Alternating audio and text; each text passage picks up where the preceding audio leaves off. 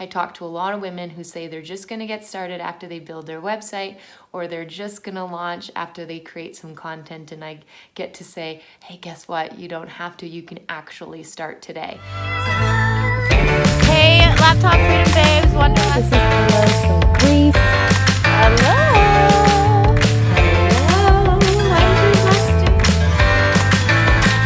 I want to touch on some really common myths that come up for starting a virtual assistant business. The thing about myths is that they are self-limiting beliefs and they stop you from actually getting started. So I want to bust a bunch of them right now. They come up all the time.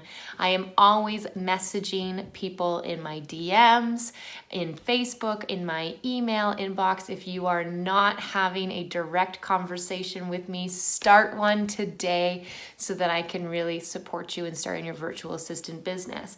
So some of the myths that come up a lot in my conversations and through the Laptop Freedom Program, I'm ready to bust right now. So myth number one is that there's a lot of startup costs. It's like, what are the costs to starting your virtual assistant business? Luckily, they're not that high. And in fact, you might already have handled some of them.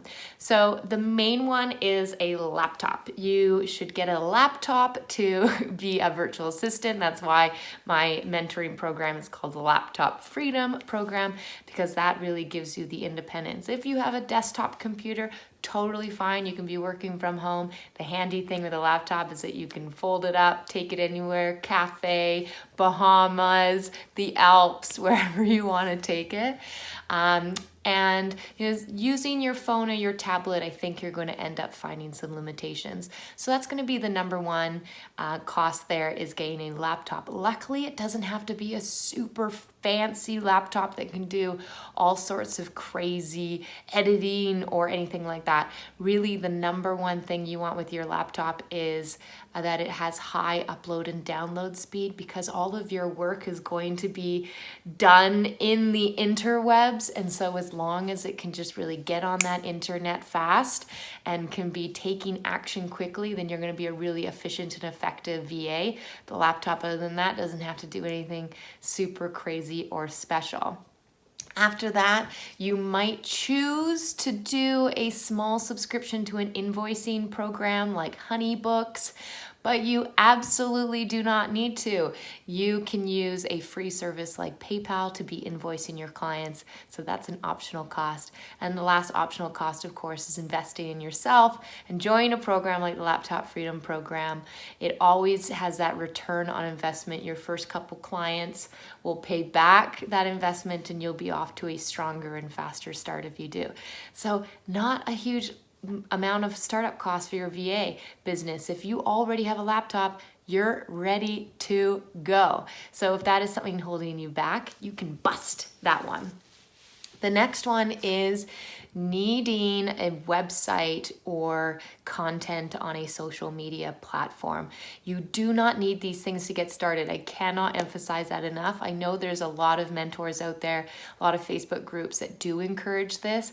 It does play a role. If you do it, it's not bad, but you absolutely don't need it to get started. These are some myths and self-limiting beliefs that hold you back. I talk to a lot of women who say they're just going to get started after they build their website, or they're just going to launch after they create some content. And I get to say, hey, guess what? You don't have to. You can actually start today.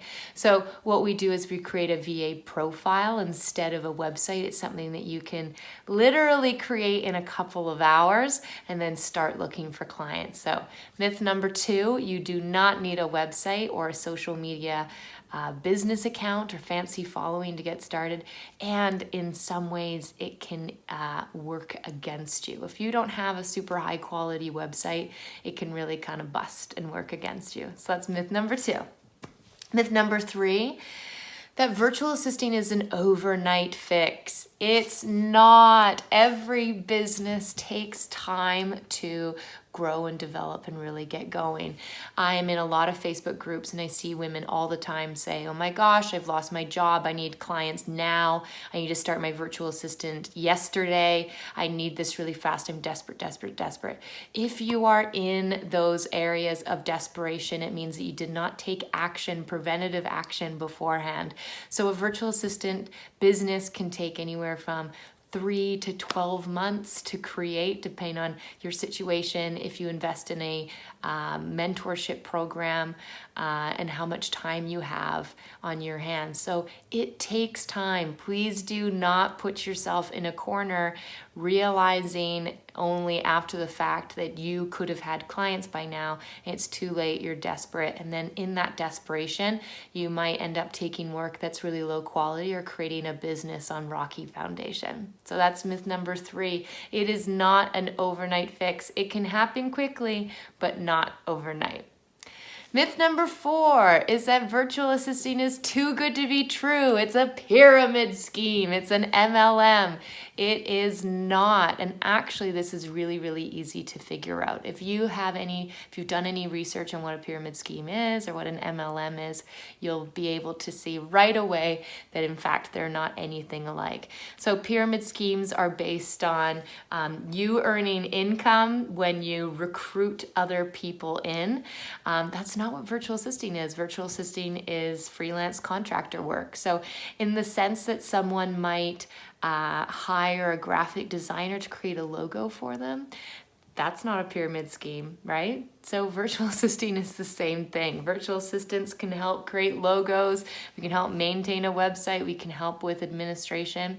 So just think of that. It's a assistant like you would almost see sitting at a desk in the front of an office, but being able to do remotely. So in fact, it is not anything like a pyramid scheme. It is nothing like an MLM. So if that is a myth that you are thinking of, I encourage you to really do your research on what these different industries are, and you'll see that in fact, they have nothing in common. Pyramid scheme is usually a word or an expression that we throw in when we think something is too good to be true. If something appears to be too good to be true for you, again, I just encourage you to do your research. Join Facebook groups and communities of other women who are doing it for real, and you will soon be convinced and see that it is not too good to be true. It is totally awesome, and you should start today.